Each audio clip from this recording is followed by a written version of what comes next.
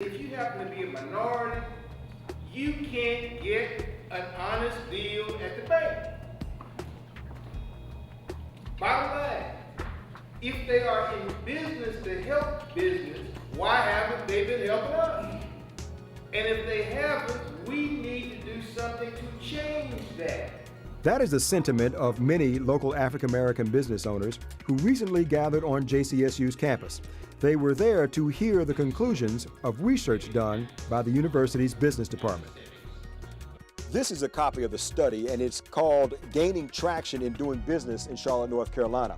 And what they did was compile some data based on surveys given to some participants in some focus groups that were conducted by both the university and the Urban Business Network. Now, for some, the results did raise some eyebrows, but for the people in the room that night, all it did was confirm some sad facts that they know all too well. Here's a little background. The average age of those in the focus group was 45 years old, and 92% of them had at least a bachelor's degree. In 2009, the weighted average life of these businesses was just over 7 years. 33% of them reported sales in excess of $500,000. 54% reported sales below $100,000. 61% had a personal credit score above 700, but 96% of those businesses had no business credit score. Here's where it gets more interesting.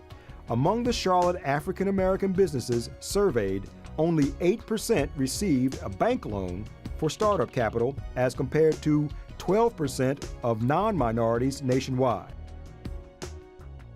And check this out. They found for those Charlotte African American businesses with over $500,000 in revenue, 0% have received a bank loan to help start their business.